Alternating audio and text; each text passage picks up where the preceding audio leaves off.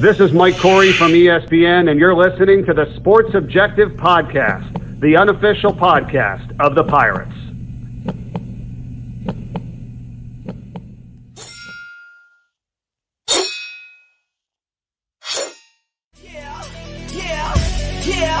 Yeah. My heart is purple and gold. I'm a pirate down to my soul, and I don't back down, not at all. Find out when the cannons explode. From the sidelines down to the post, put it down like not even close. All out to the last whistle blow. From the flag with the soul and crossbones. Everybody stand up, get your hands. Welcome into the Sports Objective. We're talking East Carolina Pirate basketball on a Wednesday, and right now to talk about the Michael Schwartz hiring and a whole lot more, welcome in the ESPN Plus color analyst for ECU, and that is, of course, Seymour. We appreciate you rejoining the show. Bubba, always good to be with you, man. Appreciate how you support and follow the Pirates, and that it's really important. I think even more so now. Thank you for having me on, and I'm glad to talk about the Pirates. Yeah, no doubt, Cy. Really need to get things back to where they've been in the past in terms of Pirate Club membership and then also season ticket sales across all sports. But we'll dive into that probably a little bit more later on. But, right off the top, I do not want to go too deeply into this because I don't want to beat a dead horse. It's been done for, I guess, about 3 weeks now. But the whole Joe Dooley situation, I think it's safe to say that the alignment, you hear that word a lot in intercollegiate athletics. The alignment was clearly not what it needed to be. It was an unhealthy situation probably for all parties involved, and John Gilbert elected to go in a new direction. Yeah, that's right. And let me tell you something. Joe Dooley is a tremendous coach. He'll land on his feet. He's tremendous. The situation just didn't work out. But as far as what Joe Dooley did at ECU, he gave everything, worked hard, did a good job. But you move on, and Coach Gilbert, John Gilbert, the AD, thinks he's got the right man in place. And as Pirates, what do? We support Coach Schwartz coming in, and I can tell you right now, I wish Joe Dooley the best because he did a tremendous job while he was at East Carolina under tough situations. He walked into APR issues. He walked into COVID. Just a tough time, and still broke 500. Was 500 his last year in a really good league. So nothing but the best for Joe Dooley. Yeah, no doubt about it. And again, don't want to dive too deeply into it, but like you said, a 15-15 season. That's just the fifth time in 25 years that East Carolina has finished at least 500. And yes, the non-conference schedule in many ways left a lot to be desired, and you did lose to probably the three best teams, Davidson, Oklahoma, and Liberty. But at the same time, you took care of business against programs that a lot of times you've historically lost to. So I think some people, probably downplayed the 15-15 record a little more than they should have just based on our history. But moving on to Michael Schwartz, I do like a lot of the things that I've heard so far. Just here. And he didn't use those exact words, obviously, but basically he wasn't, going to allow our lack of history at East Carolina to determine our future. Yeah, you can't do that. When you come into a program, you can't have preconceived. You need to know what went on, but you, as a coach, you're coming in and you're saying, I can get it done. That's exactly what coaches do. You'll hear stuff people say like, they won't be able to get a good coach. That's baloney, because every coach thinks I can make it work wherever I go. I mean, so that part of it is not a question. I question people when they say our non-conference schedule. No one in the country plays a crazy, crazy hard non-conference schedule. If you will look at our area alone, basically North Carolina, NC State, Wake Forest, they may play 1 or 2 games, possibly 3, but basically 9 of their games, well, all but 2 maybe are at home. Already go and say that. They have an unlimited budget to bring teams in. The only reason the Big Ten Challenge, you're going to play one of them on the road every now and then. Then you're going to play maybe Kentucky, or you're going to be in Hawaii. And so it's neutral. That's what they do. And everybody said, well, they had a big non-conference schedule. Those were tournaments in a neutral site for the kids to get somewhere. Look at what they do at home and who they play. And you can't, everybody tries to get wins because your conference schedules are so hard. So for people to say, no, you better schedule to win in the non-conference. You better try to get all you can in a decent level of play. So that's important to know. And I think Joe Dooley, in the past few years, we have beaten teams that we don't beat. You know, we beat Wilmington, we beat Charlotte. I mean, we've done some things that were really good for the program. So, you know, you got to do the best you can in the non-conference, but you got to win in the non-conference and then try to win in your conference schedule. No doubt about it, and we'll circle back to scheduling and the big picture of scheduling here in a little while. But let's hone in on Michael Schwartz. And really, even before this job came open, when there was some things out there, when there was the chance, you know, that Joe Dooley may not be back, and you were hearing that was a pretty strong chance. You really heard Michael Schwartz's name a lot, and from the folks that I talked to that also follow it closely, you know, his name was always at the top of the list. And you know, we'll see how it works out. And like I said, I certainly like everything I've heard thus far. But give John Gilbert credit that he honed in on his man. He had a plan, and then he was able to deliver. No doubt about it. I think once the decision was made to move in a different direction, you got to really give John Gilbert credit, because I'm telling you, this is a very good coach in a top 20 program, really top 10 program. They won the SEC. This is the #1 assistant. He's been in it for 20-some years. He gets it. He understands it.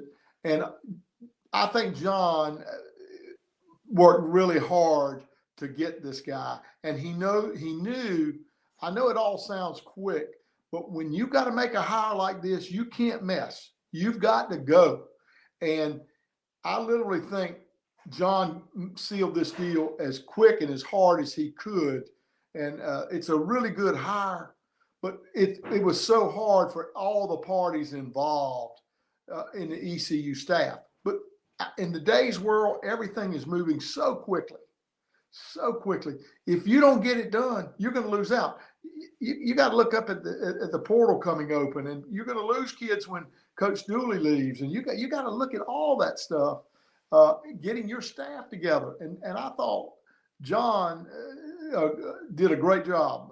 Mr. Gilbert, or however you want to call him, John Gilbert did a great job on making this hire. And when you look at the bio and the resume of Mike Schwartz, one of the things that I really like about him, Si, you know, in the past in a variety of sports, you know, we may have hired a candidate, you know, that didn't have a variety of experiences, maybe had several years in, but he'd only been one or two places. You look at Mike Schwartz, yes, he has those strong ties to Rick Barnes, no doubt, both at Texas and Tennessee, but he's been with Frank Haith at 2 stops. He's been with Rodney Terry at Fresno State. And he also spent a season or 2 at Long Beach State. So he's been 6 or 7 different schools, 6 or 7 different conferences with, I think, at least 5 or 6 different head coaches. So you're right on it. I mean, and listen, Frank Haith has been a winner wherever he's been. That's why it was impressive to me this year that we beat Tulsa twice, because Frank Haith doesn't lose. I mean, that was a big job for us. They went to Missouri. I mean, I'm talking about Haith. But the bottom line on it is Schwartz. He has been at major programs all over the country. He went to the University of Texas. He Tennessee, Fresno State, as you mentioned, Long Beach State. And when he was, listen, like people said, well, have you ever seen Minges? You know, they're trying to kind of be skeptical. He said, I was at Tulsa. We played in there. I saw your facilities. I saw your practice facilities. Yes, I know what it's like, and I know what it's like to be in this league. So he's been in this league. He understands it. So that all automatically helps you. But also, I think it helps that being in Tennessee, he wants to recruit North Carolina. He understands how important this state is to basketball, and he wants to be a part of that. So when I look at what we've got coming in, he's a guy that's going to hit the ground running.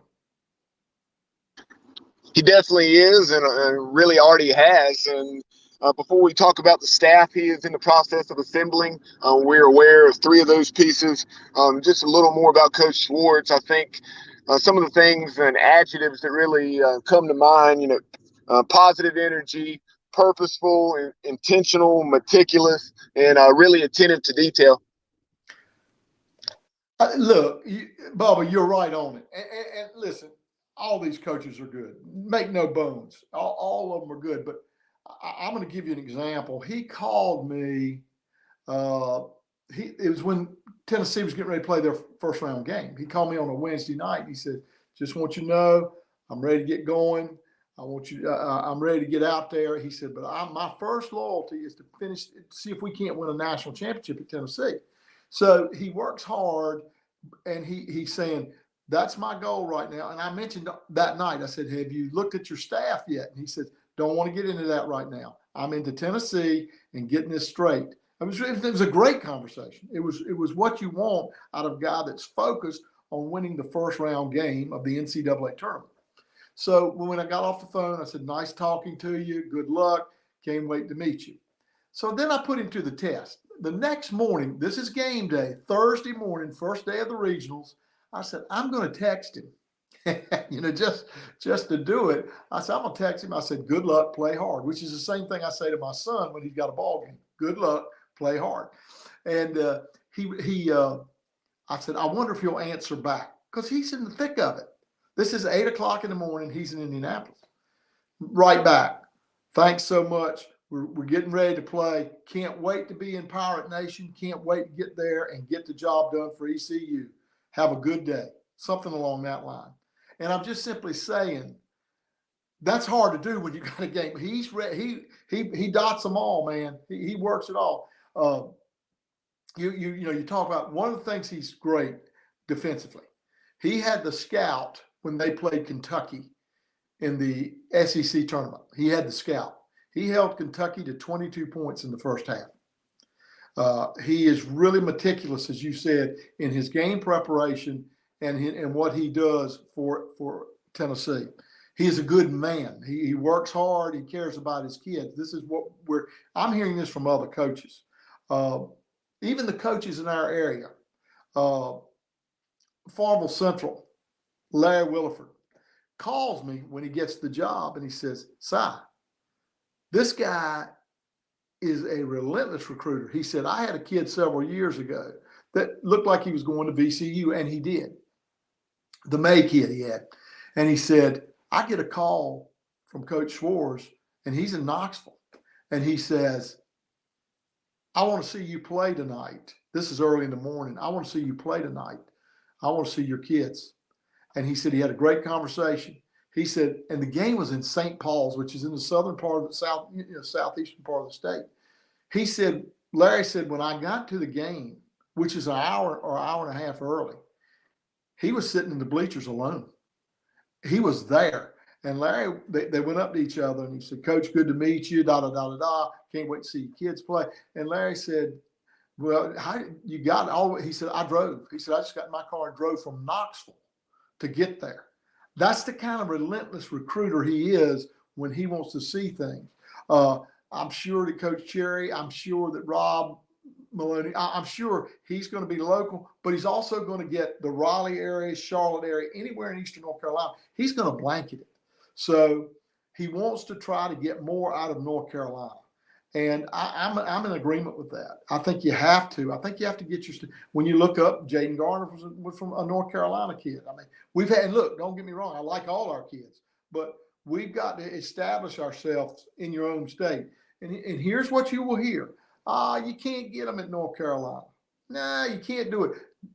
Carolina State, Duke, Wake Forest. That's what they always tell you. Well, you got to understand, North Carolina is going to get the 2 or 3 tops in this state if they want them. Now, that may be a bad year. These kids not. So they'll get them.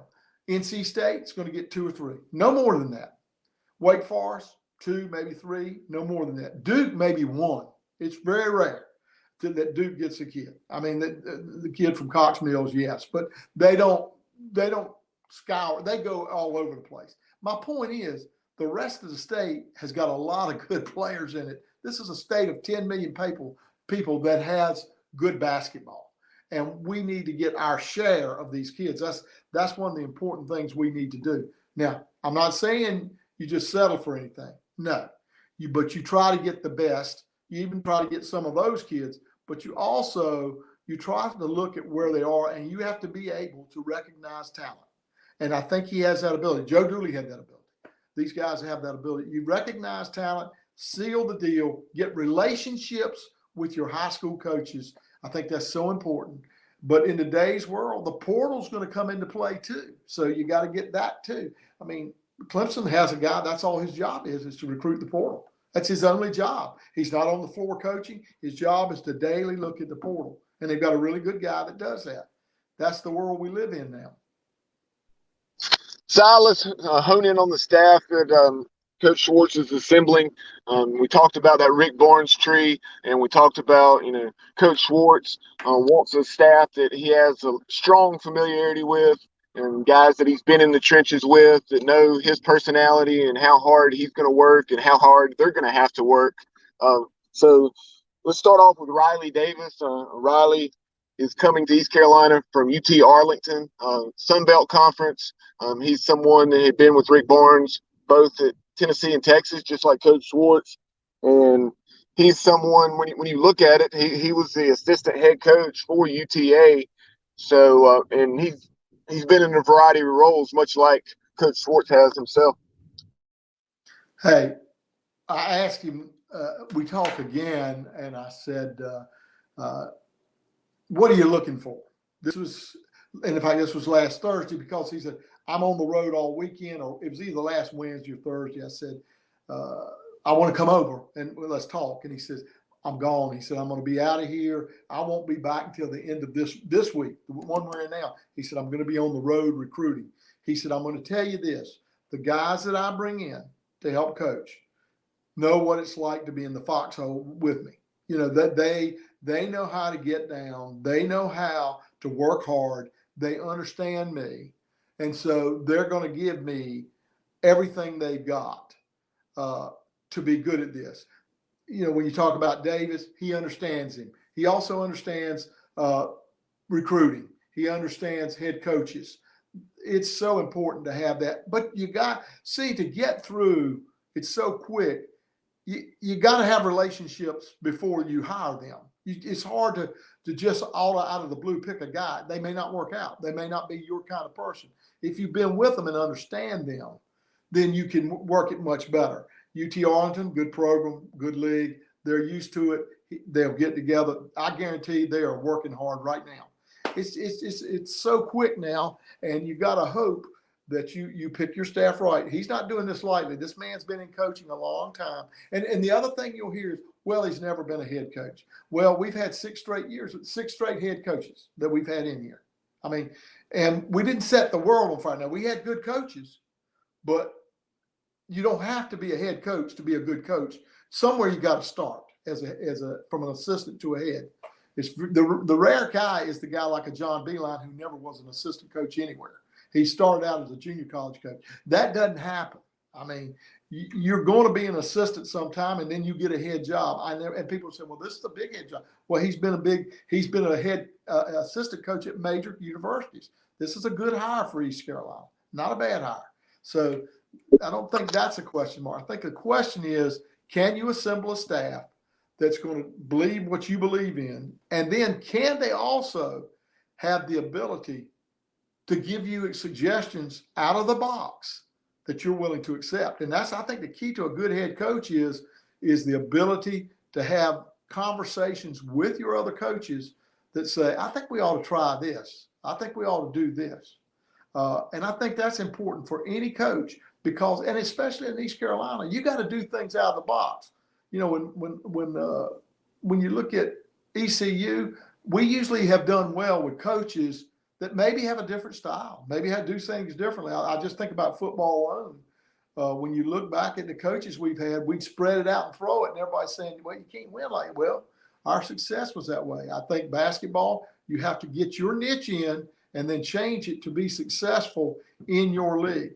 And so look forward to that part. But the assistants, he's going to get guys that he's been in the trenches with. They understand him, and they understand what he wants, especially defensively. And then from there, you go different ways. But they all better be able to recruit. In addition to Riley Davis, you have Jake Morton. Morton played his college basketball at Miami.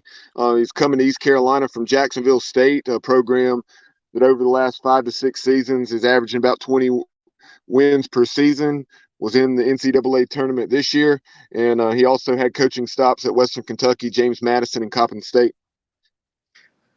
Yeah, don't let anybody kid you. Jacksonville State, one of the first games I ever did was at Jacksonville State for East Carolina. They're to me, they're kind of like an Elon or a Davidson, in between that kind of school. A 5,000 seat arena. Mark Turgeon, this will tell you something, who was at Maryland and it was at Texas A&M. He was the head coach. My first time I went out to work with East Carolina some 23, 24 years ago, Mark Turgeon had just gotten the job there. And so I knew he had been there with Roy Williams at Kansas. And so he was an easy interview. And I knew what kind of style he would play. Well, that's a good school that he's at, is my point. People say, well, Jacksonville State, that's a good program. He's been at Miami. He's also a hard recruiter. He'll go to the edge on what you need to do. And now I don't know what the edge is. I don't know what's wrong or what's right now that you have everything going on in college athletics. So, but he's a right hire. He's going to go out. He's going to get you players, and he understands the major college game. So it's a good get for East Carolina.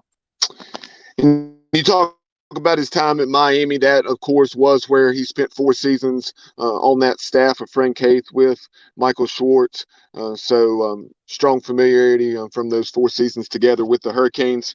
And then the other hire thus far is the director of basketball operations. As you know, Si, that's a position that until something goes wrong, doesn't get appreciated enough, but so many details and so much to do with the success of the program, and just keeping all things straight and making life easy for Coach Schwartz and his staff. But Jessie Higdon, she had been at the University of Tennessee for at least 5 or 6 years now, and she was an assistant arena manager at Thompson-Boling Arena there at UT. Yeah, that's going to be, first of all, I think it's a good hire. I think she'll be good because let me tell you something. Here's the first thing you got to do in that job. You got to be meticulous and detailed. And then all of a sudden it gets changed. I mean, this league, and we've had so many good, Adam Owens this year was great. Kyle Robinson, tremendous. Because you get so many curveballs in travel. I mean, look, you look at Memphis, okay? Just this is what happened the other night. They got beat, and they had come on strong. And I know the radio crew. And Matt Dillon, who does the radio for them, I texted him after the game. I said, Matt, great run. He said, we just couldn't stop the big man inside for Gonzaga. We played great. He was the only weapon that looked like a Final Four game. It was a tremendous game. And I said, great game. And he said, believe it or not, he said, we got home at 7 a.m. Our charter was 2 or 3 hours delayed. That's what you go through. So they got home after that game. They didn't get home until 7 a.m. in the morning. That's the things you go through that people think, well, they got a charter or they had this. It's always harder than you think. There's always, for example, I'm just going to give you an example of us, ECU. You're going to Tulane. Your meal is planned for 7 o'clock. Your flight gets delayed. You were going to practice at the arena, at their arena at 5:30. Well, your flight gets delayed, something happens, so you don't start practice till 7 o'clock. Well, the food is ready at this Marriott or where you're saying, but you're calling earlier and saying, delay the meal, we're not going to get there to eat until this time. That's the kind of things you go through on a moment's notice, and you have to have calm heads. The greatest one with Kyle Robinson, we were coming back from Central Florida. This is the ops person. This is what they deal with. we're coming back from Central Florida, and we're on a charter, and it's been a good game. Well, I think we got beat, but you're on the way home. And here comes the steward or whoever came in. Anyway, one of the people came by, and Kyle's in front of me. They said, look, we cannot land in Greenville because of fog. So me punching Kyle, and I'm from New Bern, said, see if he can land in New Bern. See if he can land. So he says, can you land in New Bern, which is only an hour ride? You get the bus from ECU to come over and pick them up. She comes back and says, no, can't fly into New Bern. He calls back. He says, well, see if we can go into Raleigh-Durham. Guy comes back. Nope, can't go into Raleigh-Durham. He said, can you go into Wilmington? They come back and said, yes, we can land in Wilmington. Now, this is all happening on the flight back from Central Florida. So we land in Wilmington, and it's 12 o'clock at night. You're sitting there on the tarmac. These kids get off the plane and said, where's the bus? They've been sleeping in the back. They think they're in Greenville. Hey, there is no bus. Kyle, in a matter of time, working like crazy, he had hotel rooms for us in Wilmington and had 5 cabs pick us up at 12 o'clock midnight, and we're in our rooms by 1 or 1:30, getting all our gear off, getting in, and driving from the airport. That's what you can go through. And then the bus came over from Greenville the next morning at about 10:30, picked us up, and we went back to Greenville. That's just one trip. I mean, that's the kind of stuff you can go through.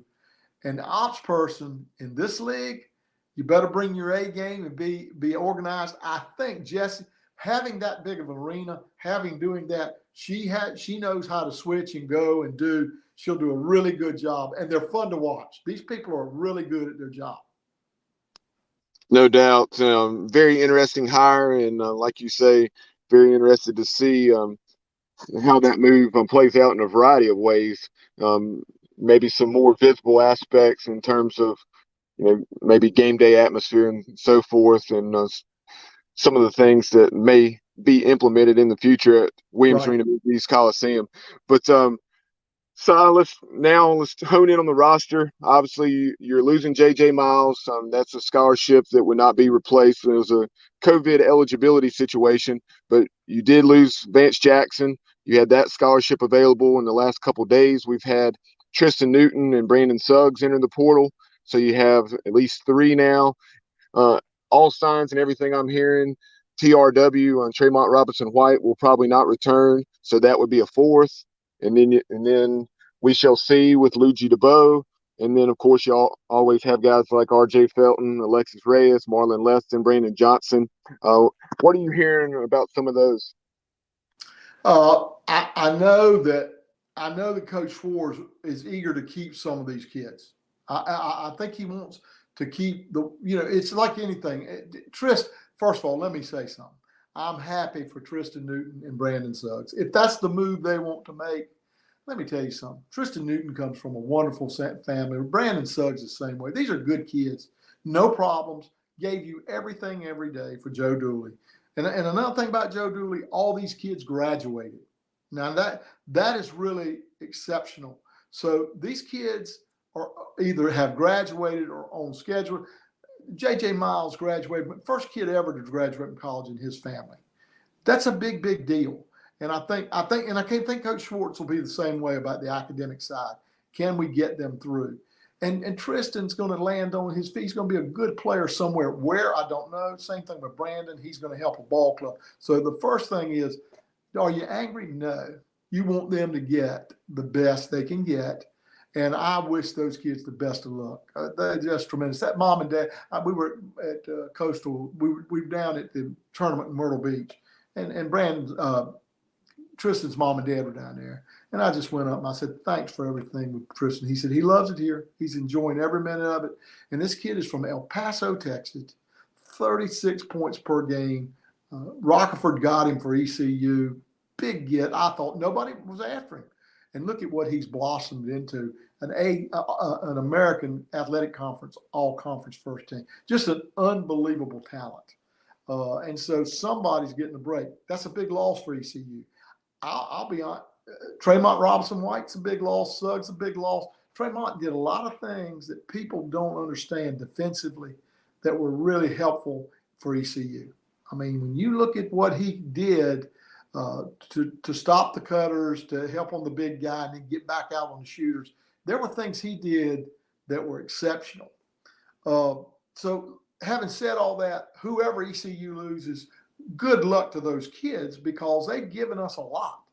And now on the other side of it, I think Brandon Johnson is going to be a leader for this ball club. I'm hoping that we can save some of the freshmen that he has. But again, I'm not on top of that yet. He's working that as hard as he can. And the other thing about having Johnson is that he's a guy from North Carolina. So that also helps. But the bottom line is you got to try to save and salvage the kids you want to save.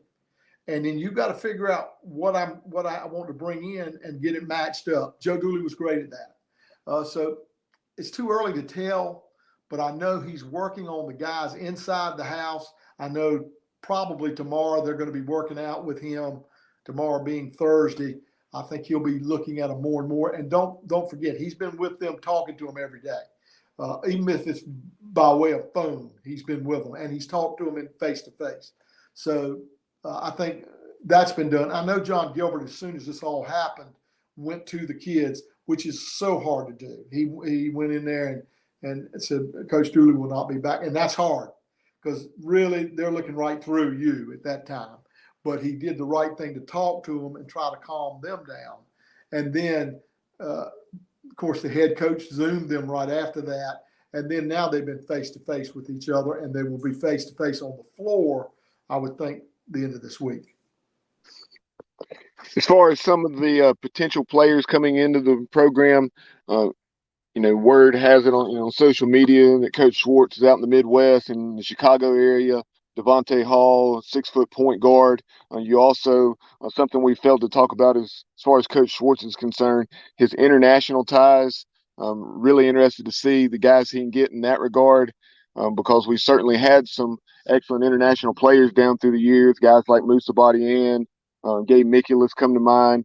But so just say, what are you hearing on that front? I think I saw on Tuesday afternoon that we had extended an offer to a JUCO product, 6'6" kid that's originally out of France, and now he's, like I said, in the JUCO ranks, and he'd have 3 years left. Yeah. The young man you're talking about is a 6'6", that area from France. I think and I'm hoping he'll be ready to go. I'm not sure about that status as far as injuries or whatever, but he's a player. I mean, and see, it's so early. I haven't seen him. Don't know enough about him, but you got to have the international flavor now. ECU at the time, when they played Davidson, for example, that ball game was a very good basketball game. It was a 4-point game with 2 to 3 minutes to go. Could have gone either way. Great coach over there at Davidson. Great program. They are at that time ranked in the top 20. I mean, just really good. We're in it. And then the last 2 or 3 minutes, 3 different guys, all foreigners, 6'10", 6'9", and 6'11", I think. I may be wrong, but they were all big, stepped out and hit big shots. And that's what won it for them. They were foreign kids. I can't remember where they were from, but all 3 kids knocked down shots, and we lose the basketball game. And I really believe the international flavor is a part of sealing your team to make it even better. So if you can get those, and you said it right, Greg Horrenda for Billy Harrion in getting Moussa Badian was a big get. In the earlier days, they also got foreign players. I think it's important to give you that because they have a totally different outlook on the game. They're not scared of anything, and they can get it done. I like Spazievich. I like Dmitry Spazievich. But in the turnover, and that was a Jeff Lebo recruit. It wasn't in Joe's guy. That wasn't one Joe was going to keep. So my point is, I think it's smart to have the foreign influence and always keep that door open. but also you got to win your home state too. You got to get kids out of your home state. And I think that's what he's trying to do. He's trying to balance this program out. But I can tell you the bottom line on all of them, they want good players. That's first. You got to have talent. Then you got to be a good kid. You got to get good grades. All that comes into play. And so he's working on that right now. The young man from France, I hope he's going to be a player. They're going to need guards because you just lost good ones. But you got the young man now. How about the guy? You got to look back. How about Winston Tabs? How healthy is he? Can he help you? If Tabs is healthy, and you got to hope he is, he brings you 14 points a game from the ACC. You know, and I'm not sure where we are with him, but I'm telling you, he's a player. Yeah, very interested to see what Winston Tabs is going to do because, as you know, Joe Dooley was saying last year during the preseason before the knee injury flared up and he started having, I think, the swelling issues and so forth. Joe was saying that Winston Tabs was the best player on the team. Yeah, it's funny. I'd go over to practice to watch him. And he was out there one day. This was before the knee. He put a move on, and I said, and I don't usually do this. I mean, in a practice, I said, whoa, right out loud. I said, whoa, because it was so quick and such an offensive move that made him get the shot off. It was unusual because it's so quick. I mean, it was really on a different level of quick. And after that, I said, this kid, if he gets right, he can be unbelievable. And he's a good kid. He's a really good kid. So let's hope that works out, that Winston can play. Couple more things for you, Si. Earlier I mentioned that we'd circle back to scheduling. And I know you haven't had the opportunity to talk to Coach Schwartz about this just yet with so much on his plate. But he's someone obviously very well connected from 2+ decades in the business. It'll be interesting to see. Obviously, Tennessee comes to mind, whether the Pirates involved may play at some point. But then you also have Kim English up at George Mason, as well as several others. Yeah. Scheduling, there's so much that goes into scheduling. First of all, can you fit it in? You know, they've got this game on this night, this game. You go through that. Our league frowns on paying. They do not want us to go play a pay game. In other words, they don't want us, for example, to go to Duke, pick up $80,000, take a loss. They don't want to do that. I mean, the league is saying, no, we're trying to build a resume. And the way you build a resume is play home games. I remember when we first got in this, our budget to pay teams to come in was you could maybe pay one game. Pay a team one team to come in. So you probably had to play half your games on the road. For example, Memphis is an unlimited pay games. They just play at the FedEx Coliseum. North Carolina, the Dukes, they can pay whatever they want to pay and bring 10 teams in. So they probably got $1 million to do that. They're thinking the average price, 10 home games, $100,000 a piece. We bring them in. Okay, I'm just telling you, it's an unfair game, and that's the way it is. Our league wants to be more like that. Don't play away games just to play a big name. Don't do that. We want to get wins. We want people to come to you. You pay teams to come to you if you're going to do anything. And our budget is limited. We can't do the pay. Some programs will look at you and say, we'll come for $100,000. We'll come for $75,000. We can't do that. ECU doesn't have that kind of money. So they've got to fit in who can they pay to come to them. So that's a part of it. Then you say, okay, we want to play regional games that we can fit in. Well, those teams may say, no, they're not in our league. No, we're going over to Raleigh and get $75,000. Or we're going to go to Carolina, we'll get exposure, and we get $85,000. That's what you got to understand. It is not all just scheduling who we want, when we want. It's not that easy. So what is he scheduled? I would think there's some games that we owe back contractually who played here. So we got to go to their place. Then you got to say, okay, he's got to call guys that he knows and pick up games. Billy Herring scheduled Western Carolina. He's used to Massachusetts and New England where you can go somewhere in 4 hours and be there. But he was in the gym practicing. his buddy called from Western and said, Bill, you want to play? He said, sure. Bill didn't look at a map. They had to drive to Cullowhee. Bill said, we'll play you over there first, Western Carolina. I'll never forget, we were at the hotel, and he looked at me and he said, Si, where are we? See, he had no idea it was an 8-hour ride or 7-hour ride. I can hear Coach Harry saying that in that voice. I loved it. That was Bill. But my point is, you got to know where you're going. If you know who can you. I got this one. This on Wednesday. I want to be home on Saturday. You know, is it the right matchups to get our kids rested and get ready? So those are the things you go through. I don't know anything right now about scheduling. Have no idea how it's going to work. You really don't know what happens if Texas and Oklahoma leave. When do they leave? And then everything changes. Then Cincinnati leaves. All this could happen in the spur of the moment, and then you got to make a schedule. I would think it has to happen soon if it does, but then you're getting in new teams. My point is, it's really early in the game. Another element that obviously comes into the scheduling is the net. We've heard that time and again. East Carolina's net this year, I don't know, 185, 190, somewhere in that ballpark. But discuss that variable a little. Yeah, when you look at the net, in other words, where are you ending up? The wonderful thing is, I have been here when we've been in the high 200s, and we have moved now to the 180. I will tell you this: Jeff Lebo had this team at 69. That's unbelievable.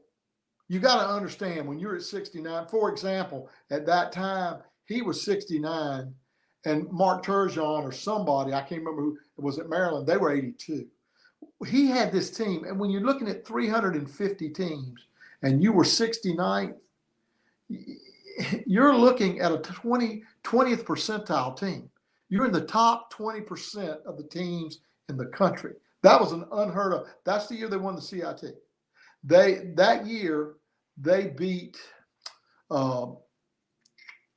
Evansville by 30-some points at home in the CIT tournament. Evansville had beaten Wichita State twice, and Wichita State was in the Final Four. Evansville had beaten them twice. We thought this was going to be a dogfight, and Jeff Lebo's ball club won by 35 points. And he said to me, that's one of the only games I've ever coached that I never really had to get up. I didn't have to. I mean, it was an unbelievable. And then you turn around and beat Weber State out there in front of 10,000 people, and they were all against you. People don't understand. That's hard to do. And we made light of it. There are people that don't understand basketball that made light of that. That ended us in the top 20 percentile of teams in this country.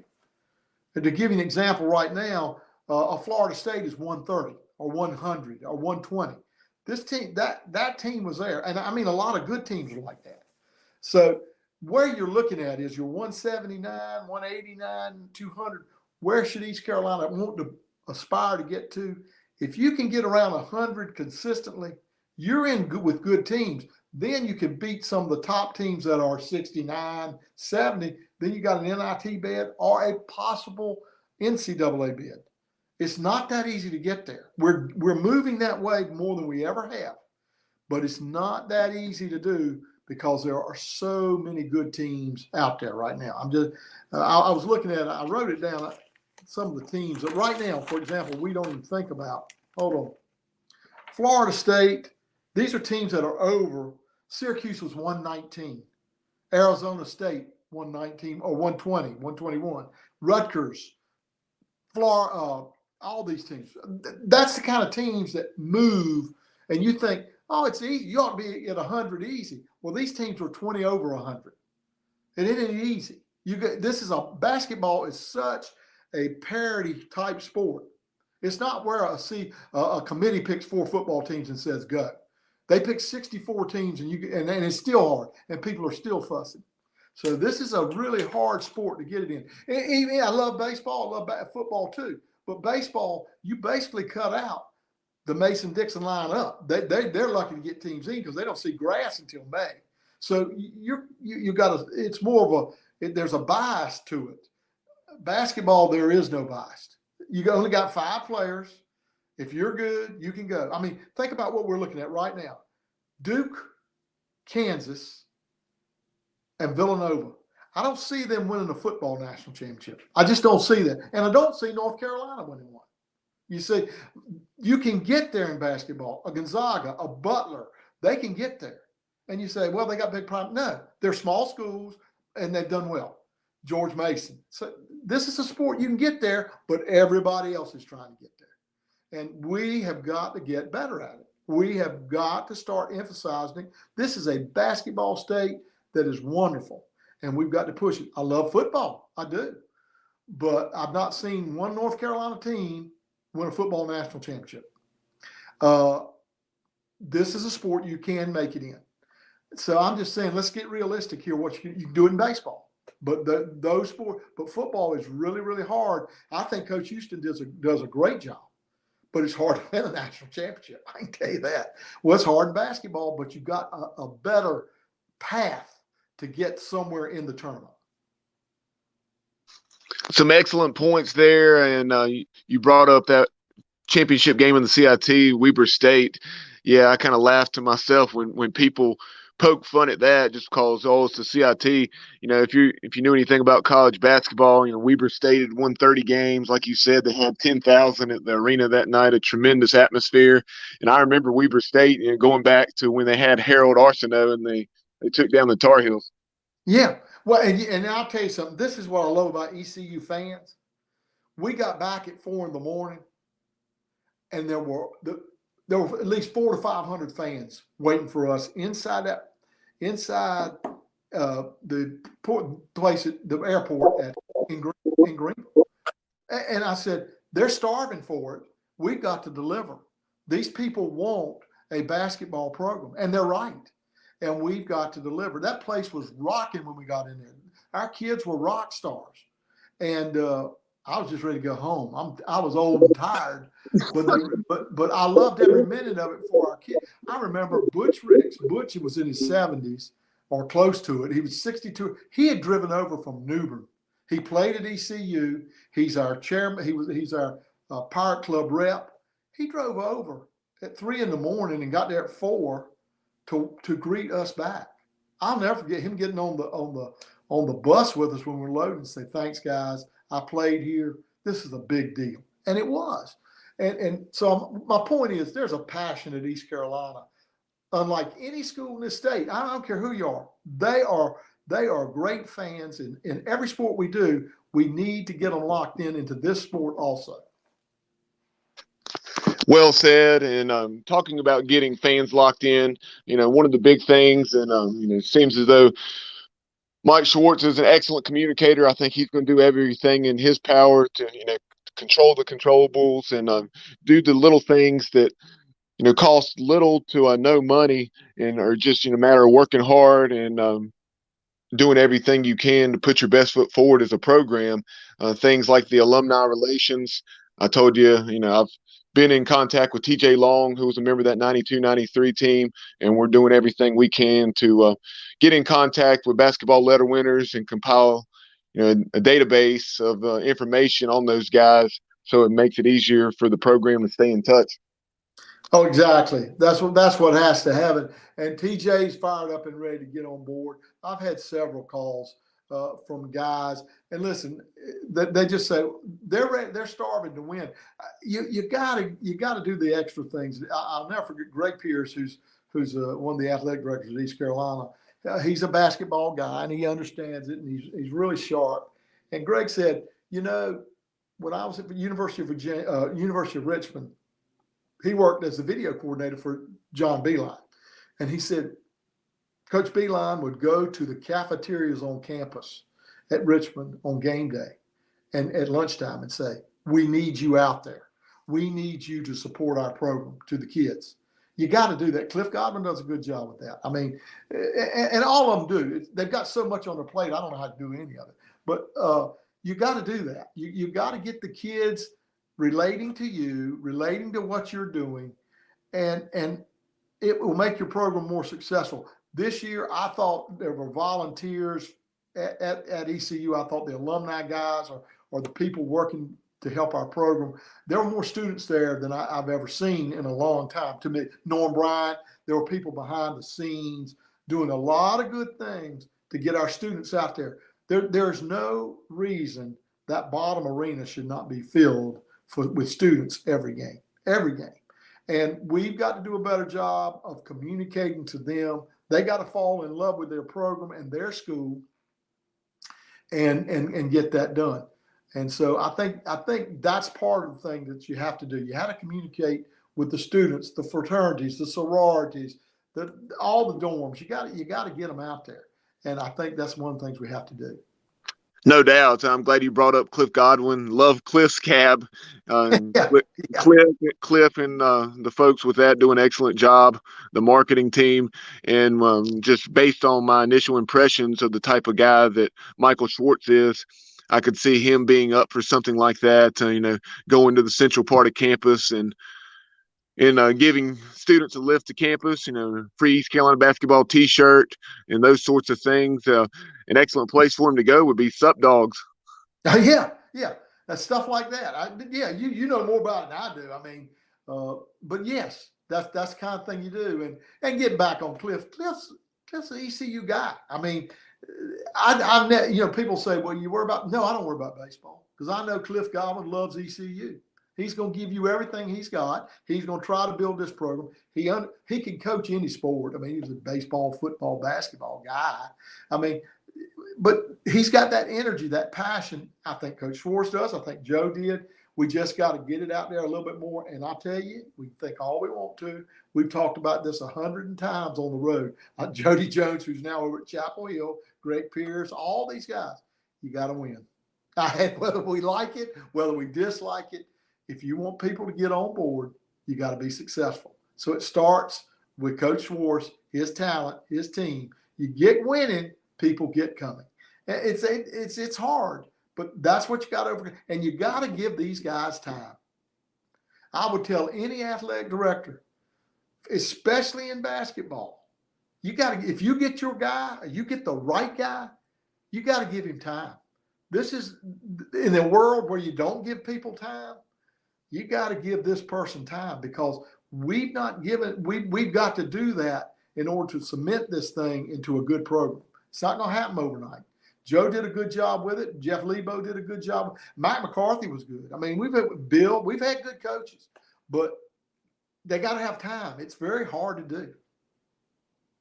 Part of the alumni relations is in something that we would really like to see done here at the Sports Objective. I've talked to several former players and they love the idea, and that's a tip-off dinner. You have so much success with Cliff Godwin in the ECU baseball banquet a week or two prior to the season, raising six figures or right at six figures. Pretty much every year they do that.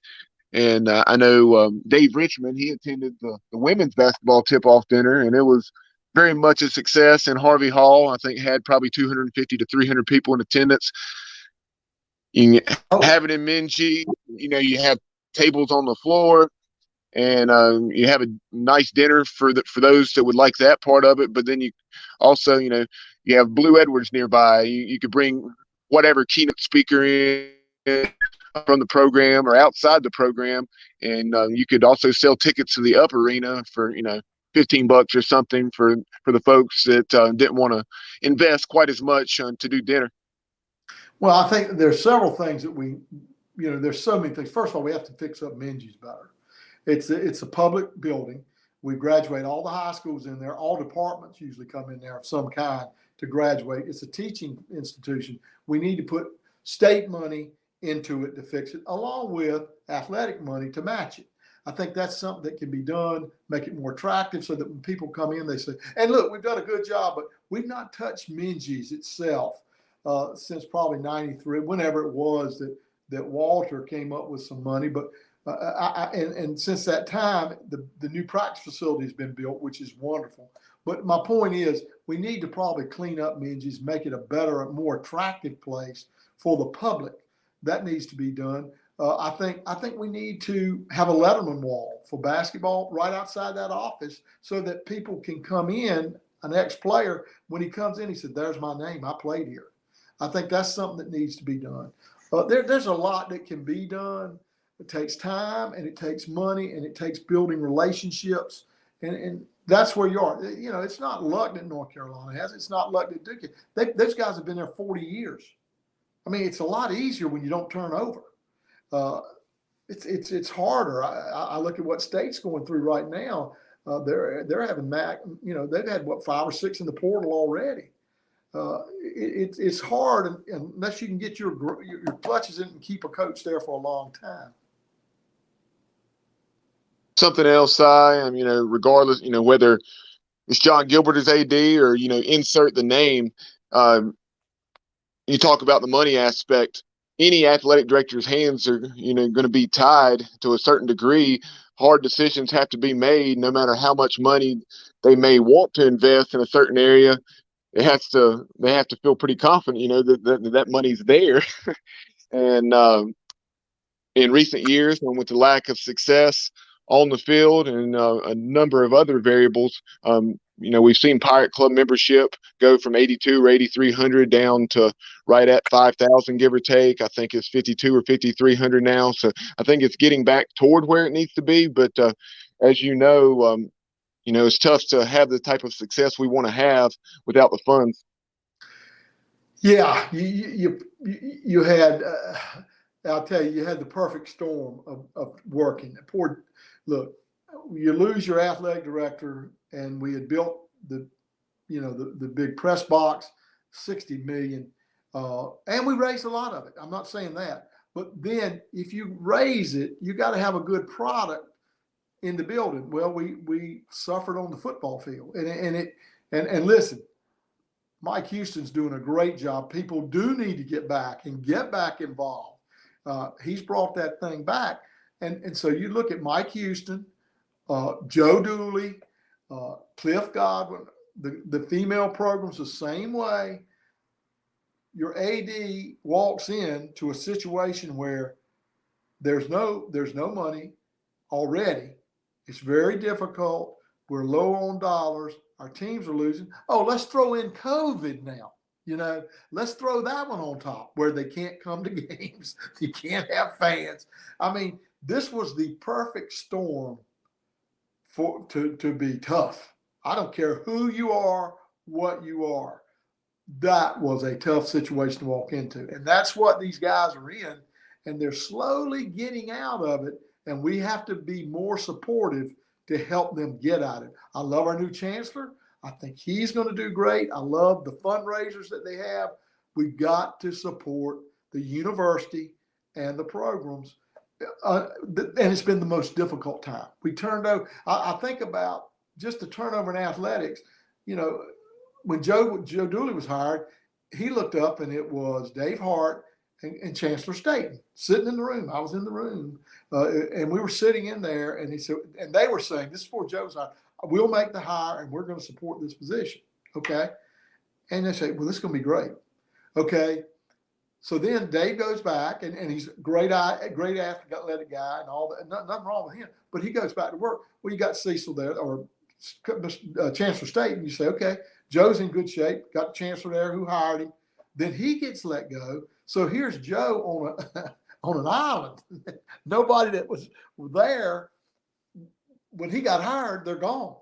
That's got to be difficult for building a program. And so you got John there now. He's hired this coach. He's hired Houston. You got a chancellor who they've just given John Gilbert an extension, which was the right thing to do. Now let's support it. My point is, Pirates, we got stability, got a great chancellor, got an AD. He's got his staff in line. Now let's go support it. That's our job, and we're supposed to support it either way. You're supposed to give. So my point is, everything's lining up better. It's going to take time, but go support it as fans. Speaking of support, as you see there on the screen, East Carolina football season tickets 2022, 7 home games, packages as low as $125. Of course, the season opener against NC State, and just a tremendous schedule all around. You have UCF coming to Greenville. So many tremendous games that you'll want to be in Dowdy-Ficklin for this fall. So make sure you, number one, join the Pirate Club. Call 252-737-4540 or go to ECUpirateclub.com. and join. You can join for as little as $100. And hey, don't think that just because you may be giving at the $100 level that you aren't important to East Carolina athletics, because every little bit helps. And we really need to grow the Pirate Club back to where it once was and beyond. And then as far as season ticket sales, at one point in time, we were up there approaching 23,000. It's going to be hard to get back there in today's environment with the way games are televised, so on and so forth. But I'm a firm believer, that we can get back up there, approaching 20,000, and with the product that Coach Houston and staff are putting on the field, why not? Oh, I'm with you. I mean, like I say about ECU fans, when they're in there, there's no place like it. And I'm even talking about in our league in basketball, same way. The passion at ECU is deeper. I can't explain it. I mean, and we played at Memphis, who has good teams, Central Florida. The passion is different at East Carolina. It's a different level.